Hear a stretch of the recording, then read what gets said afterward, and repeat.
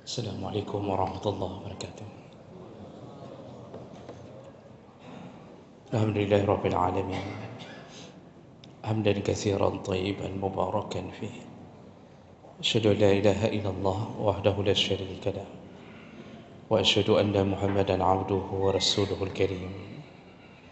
Allahumma salli wa sallim ala nabiyyina wa sayyidina al-Mustafa Muhammadin wa ala alihi wa ashabihi ajma'in. Amma ba'd. Rabbi shrah li sadri wa yassir li amri wahlul 'uqdatam min lisani yafqahu qawli. Segala puji bagi Allah, kemudian salawat dan salam kepada Rasulullah, pada keluarga dan seluruh sahabat-sahabatnya. Ya Allah, muliakan insya-Allah bapak-bapak dan ibu-ibu jemaah salat maghrib dan isya. Dan semoga kehadiran kita menjadi pahala di sisi Allah Subhanahu wa taala. Bapak Ibu yang Allah muliakan, kita masih berada dalam pembahasan tentang adabul libas wazinah, yaitu adab berpakaian dan berhias diri. Di pertemuan kita yang lalu kita sudah membahas di antara adab berhias diri, yaitu hendaknya atau disunnahkan untuk memanjangkan atau memelihara janggut atau jenggot sekaligus memendekkan kumis. Itu sunnahnya. Dan kita sudah sebutkan pandangan para ulama menyebutkan bahawa memendekkan kumis itu merapikannya. Jadi bukanlah sebuah perbuatan yang berdosa ketika kumis itu panjang, tapi memendekkannya, merapikannya itu menjadi hal yang dianjurkan dalam agama. Baik, kita lanjutkan adab berikutnya dalam berhias diri, yaitu as-sunnah taghyir asy-syaiba bighairi sawad. Sunnah hukumnya untuk merubah warna uban bighairi sawad, dengan selain warna hitam. Jadi disebutkan di sini bahasa sunnah berarti ada anjuran untuk menyemir rambut yang sudah beruban atau sudah berubah warna memutih. Dan ini berdasarkan hadis Nabi sallallahu alaihi wasallam dalam hadis Sahih Muslim, Bukhari, Muslim, Ahmad, Nasa'i, Abu Dawud dan Ibnu Majah menyebutkan bahawa Rasulullah sallallahu alaihi wasallam pernah berkata, "Innal yahuda wan nasara la yusbighun fakhalifuhum." Sesungguhnya Yahudi dan Nasrani itu tidak mau mengecat rambutnya, tidak mau menyemir rambutnya. Fakhalifuhum, kata Rasulullah, maka selisihilah mereka, berbuatlah hal yang berbeda dengan mereka.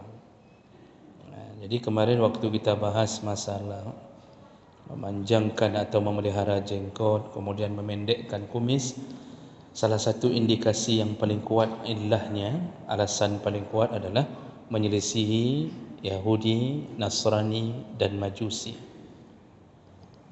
Jadi Rasulullah tidak ingin agama ini dianggap ikut-ikutan dengan gaya mereka. Jadi ini salah satu daripada banyak perkara yang diputuskan oleh Rasulullah untuk menyelisihi Yahudi dan Nasrani atau Majusi. Begitu juga kenapa bahasanya tadi disunnahkan menyemir rambut yang sudah beruban atau sudah berwarna putih, ilahnya berdasarkan hadis sahih ini adalah menyelisihi kebiasaan Yahudi dan Nasrani. Jadi Yahudi dan Nasrani itu tidak suka menyemir rambut. Dan tentunya setiap zaman berbeda. Bisa jadi hari ini mereka sudah suka menyemir rambutnya. Walaupun begitu, tetap kita mengikuti tuntunan awal dari Rasulullah bahwa menyemir rambut selain daripada berwarna hitam disunnahkan atau paling kurang dibolehkan, tapi dilarang dengan warna hitam. Rasulullah sallallahu alaihi wasallam ketika bertemu dengan ayahnya Abu Bakar radhiyallahu anhu dan sudah tua sekali, lalu Rasulullah melihat rambut ayahnya Abu Bakar, yaitu Abu Quhafah, semua sudah putih. Lalu Rasulullah berkata kepada Abu Quhafah, "Ghayyiru hadha bisyai' wa jannibu as-sawada." Jadi kan kalau Abu Bakar dan Rasulullah itu kan teman bermain dari kecil, umur agak seimbang-seimbang. Saya lupa, entah tua Rasulullah 2 tahun, entah tua Abu Bakar 2 tahun begitu. Jadi Abu Quhafah, ayahnya Abu Bakar, bertemu Rasulullah. Maka Rasulullah mengatakan, rubahlah, rubahlah rambut yang putih ini. Artinya maksudnya semirlah atau ubahlah warnanya. Wajannibuhu as-sawad, tapi hindarilah warna hitam, kata Rasulullah. Jadi ini malah disuruh oleh Rasulullah bagi yang sudah beruban untuk mengubah warna rambut, tapi hindari warna hitam. Nah, kenapa disuruh hindari warna hitam? Keterangan dari para ulama, karena ada banyak hadis juga yang menyebutkan dilarang memakai warna hitam. Keterangan para ulama menyebutkan warna hitam itu terlarang karena ada unsur merekayasa umur. Jadi otomatis kalau orang yang sudah beruban banyak putih rambutnya dicat dengan warna hitam, maka itu ada unsur merekayasa umur, disengaja atau tidak disengaja. Namun sebahagian ulama juga mengatakan kalau seandainya tidak bermaksud merekayasa umur, terkena hukum makruh. Jadi tidak sampai pada haram, tapi terkena hukum makruh.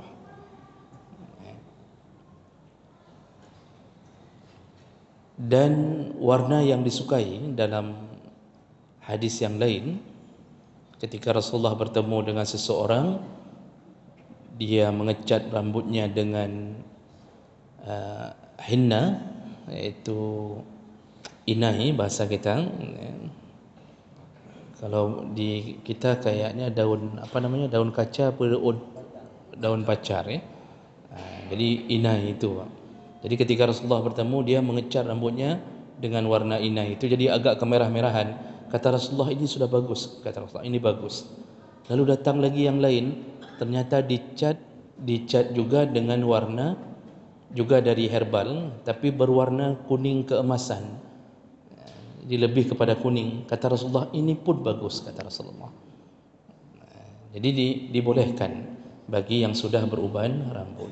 Namun perbuatan anak muda hari ini mengecat rambut dengan warna ungu, jingga, biru, ini tidak dibolehkan, karena alasan tadi adalah alasan bagi yang sudah beruban, bukan untuk bergaya.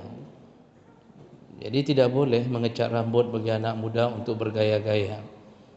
Malah sekarang sudah masuk dalam kategori tasyabbuh yang kita sebutkan, meniru-niru gaya orang kafir. Bukan gaya orang kafir itu. Artis-artis dari barat, Korea, apalagi jadi mimpinya anak muda hari ini itu tentang dunia Korea, Korea Selatan, ngecat rambut sehingga menjadi tren. Ini haram, tidak dibolehkan. Dan dari kelakuannya kita tahu siapa orang tuanya. Kenapa orang tuanya bisa sampai punya anak begitu? Ada kemungkinan dibiarkan dari kecil atau dituntun dari kecil. Jadi dari kecil pun gaya potong rambut itu sudah bergaya. Jadi orang tuanya yang tuntun. Kadang-kadang datang orang tuanya ke tempat pangkas itu disuruh buat garis. Buat garis, kapegak garis bacuk, bareman bacuk anak lum. Jadi disuruh buat garis supaya reman sikit anaknya biar ditakuti di komplek. Ini pendidikan orang tua mempengaruhi. Makanya anak itu cerminan kita. Dah pegah hadro tu malim, tapi anak kita kok bisa lempang begitu saja keluar dari rumah tanpa ada rasa takut. Yang perempuan pakai celana ketat. Ini menunjukkan siapa kita sebenarnya. Nah, ini cerminan dari karakter anak, kita bisa tahu orang tuanya. Nah, Bapak Ibu yang Allah muliakan, mengecat rambut hitam yang dibenarkan dalam beberapa dalil itu ketika berada di medan perang. Jadi bahkan Imam Nawawi menyebutkan dalam kitab Majmu' ketika beliau sudah menyebutkan hukum makruh mengecat rambut dengan warna hitam, ada mazhab lain seperti mazhab Hambali mengharamkan langsung. Sebenarnya mazhab Syafi'i mengharamkan mengecat rambut dengan warna hitam, haram Pak dalam mazhab Syafi'i. Namun ada yang tidak sependapat di antara semua ulama-ulama Syafi'i ya. Jadi ada khilaf. Sebahagian menyebutkan makruh. Haram lebih kuat dalam pandangan mazhab Syafi'i mengecat rambut dengan warna hitam. Lalu disebutkan salah satu tempat yang dibolehkan untuk mengecat rambut berwarna hitam adalah ketika sedang berjuang fi sabilillah, iaitu sedang berada di medan perang. Apa tujuannya? Supaya musuh mengira bahawa pasukan Islam muda semuanya, padahal ketua-tua. Jadi dengan mengecat rambut hitam mereka mengira ini orang-orang muda semua yang berperang. Dibolehkan menggetarkan musuh. Jadi kalau dalam medan perang itu ada beberapa yang enggak dibolehkan. Contohnya mengecat rambut. Kemudian dibolehkan menyombongkan diri. Dibolehkan menyombongkan diri. Dalam hadis disebutkan Abu Dujanah ketika dalam salah satu perang dia memakai ikat kepala berwarna merah, lalu dia membusungkan dadanya dan dia menantang-nantang dengan suara lantang. Dia menantang. Jadi Abu Dujanah teriak-teriak di tengah medan itu. Jadi sombongnya nampak sekali. Dia tantang habis-habisan orang kafir. Rasulullah kemudian mengatakan, sebenarnya perbuatan ini tidak boleh, tapi dibolehkan di medan perang. Jadi kalau di medan perang itu boleh sombong. Kita tidak. Di luar medan perang kita sombong. Dalam medan perang langsung KO. Hana terje kakak mana hana terje tapu. Oh, kalau di luar medan perang, oh kita remannya. Nah, ini aneh. Sesama orang salat kita premannya. Dengan orang ahli maksiat kita pelakunya.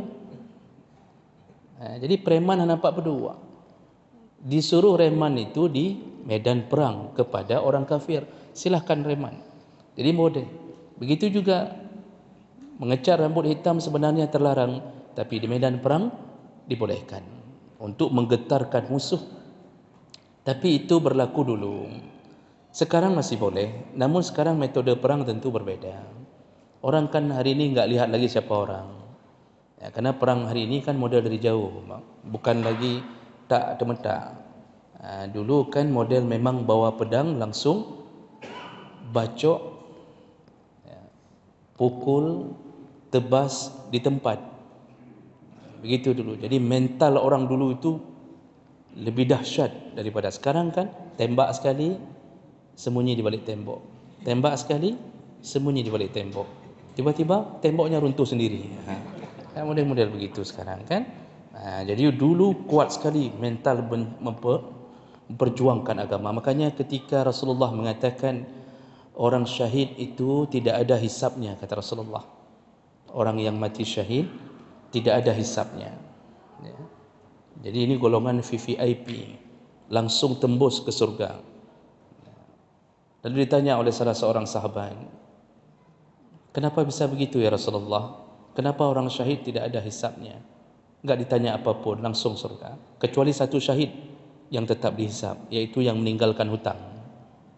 Walaupun syahid, kalau meninggalkan hutang, tetap dia berurusan dengan hutangnya.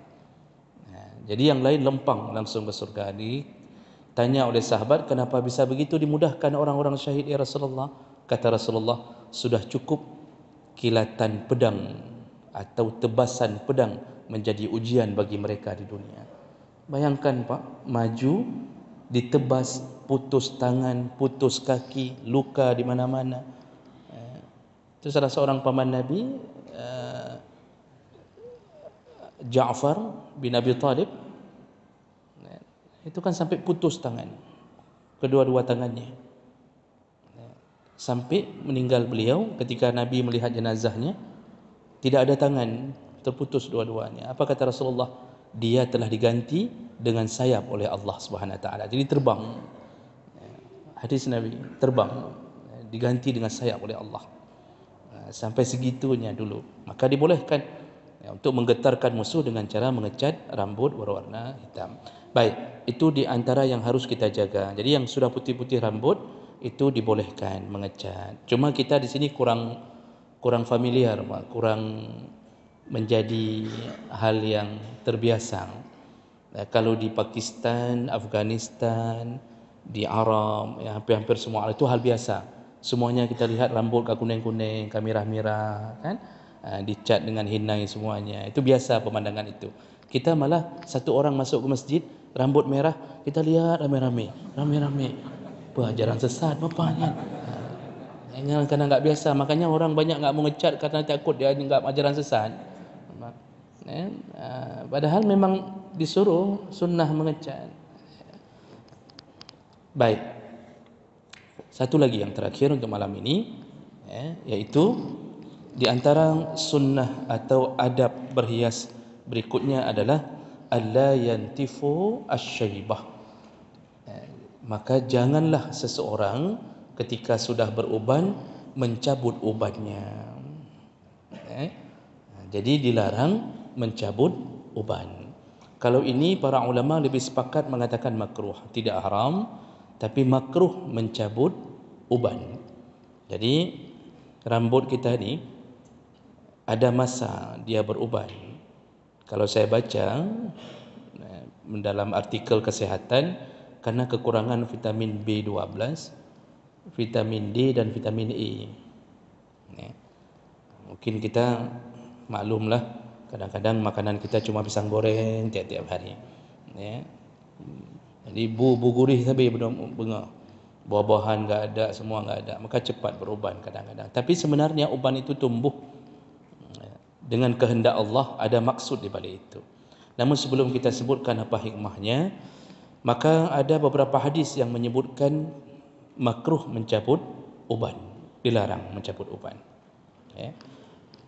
Di antaranya hadis dari Abdullah bin Amr radhiyallahu anhu, hadis riwayat Abu Dawud, Ibnu Majah, Baihaqi, dengan derajat yang sahih.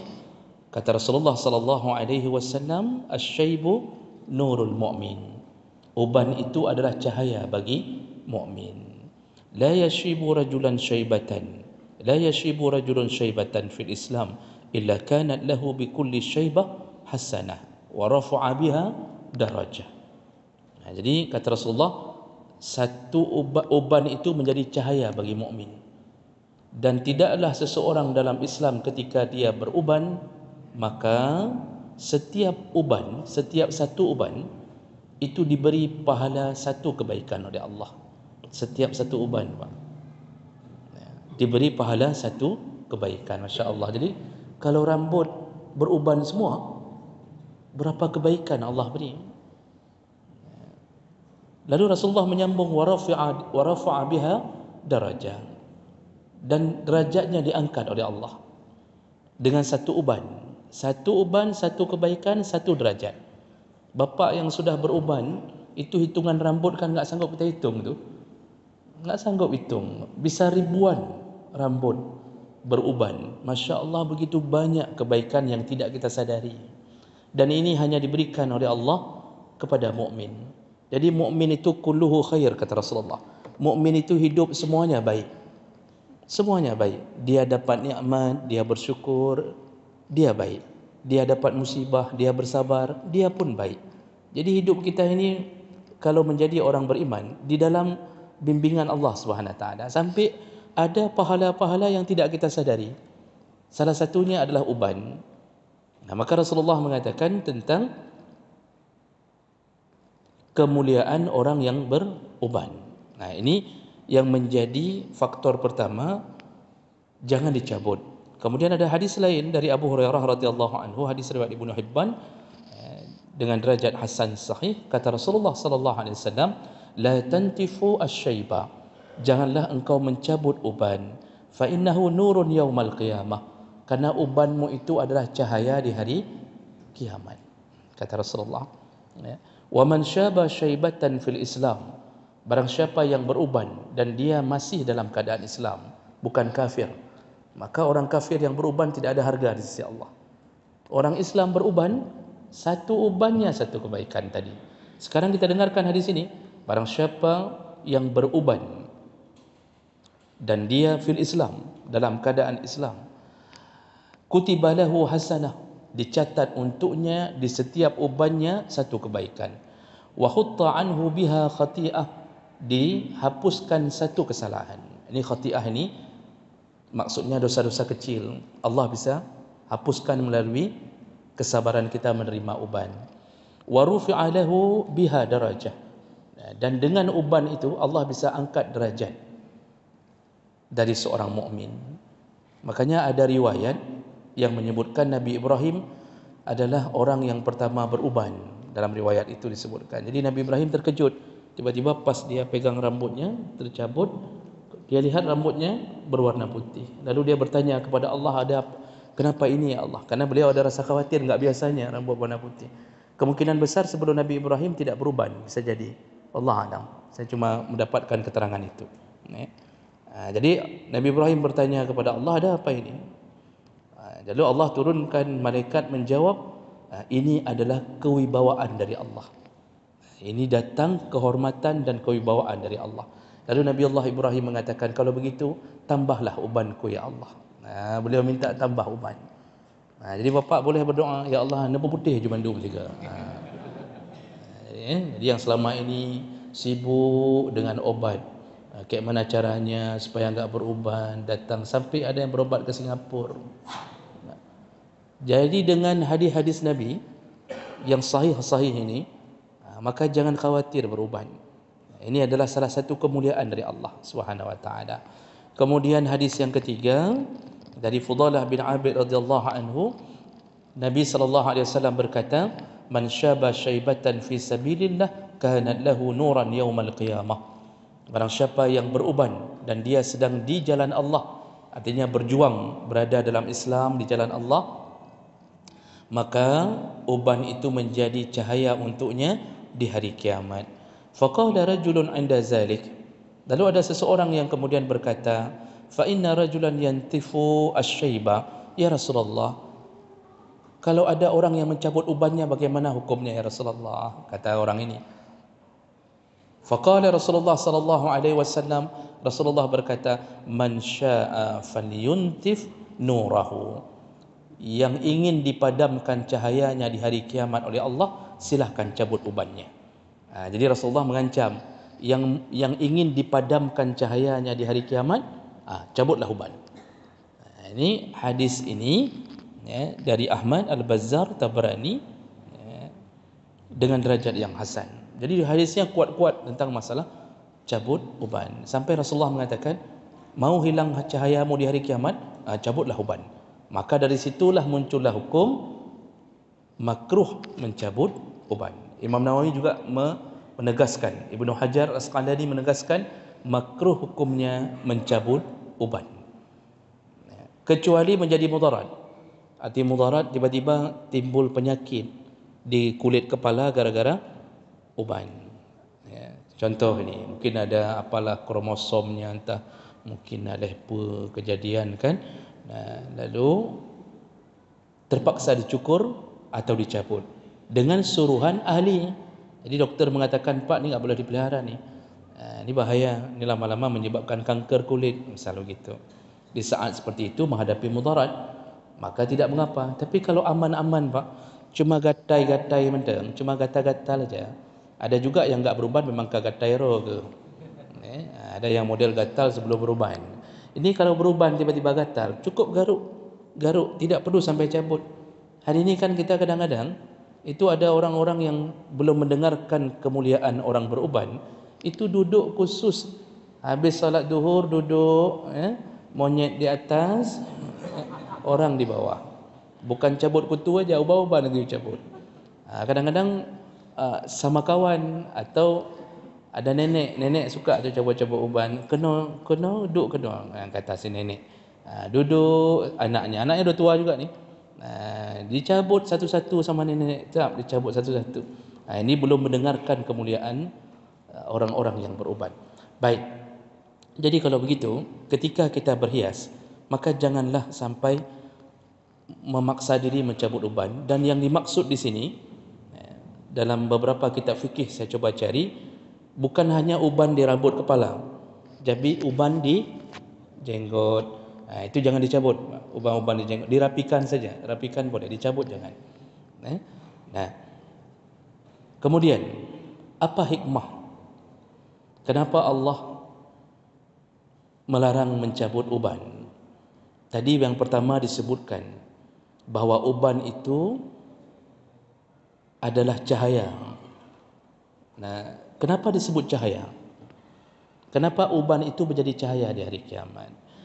Di antara para ulama menjelaskan bahawa ketika seseorang sudah mulai beruban, posisi hidup dia itu bagaikan pindah dari kegelapan hidup. Kan kita kalau belum tua belum berhenti, kadang-kadang dengan nafsu ini ingin maksiat belum berhenti.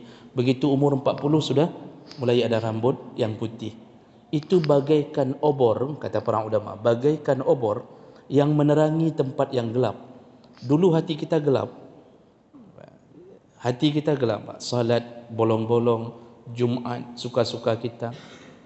Tapi begitu beruban, langsung kita tarik, kita mengatakan, ya Allah, katu halung lagu. Begitu merasa diri sudah tua, disitulah cahaya menerangi hati. Mulailah dia menyadari diri bahawa dia sudah tua. Biasanya orang begitu sudah mulai sadar, dia akan kembali kepada Allah Subhanahu wa taala. Maka fungsi utama uban adalah memperingatkan manusia bahawa dia harus segera bertaubat kepada Allah Subhanahu wa taala. Makanya disebut cahaya. Dilarang cabut karena dia memberi cahaya hati. Orang kalau enggak beruban enggak sadar-sadar, Pak. Enggak sadar-sadar. Belum merasa diri tua. Masih dengan celana pendek, duduk depan rumah, duduk di kedai kopi, menjam-jam duduk di kedai kopi. Itu enggak sadar-sadar tu kalau belum beruban. Tapi kalau sudah beruban pun berjam-jam, tu enggak tahu bilang lagi gimana itu. Jadi jemaah maka Allah Subhanahu wa taala, yang kedua, Allah tumbuhkan uban selain tadi memperingatkan bahawa akan kembali kepada Allah segera. Itu peringatan untuk segera taubat. Yang kedua, agar uban itu memutuskan angan-angan.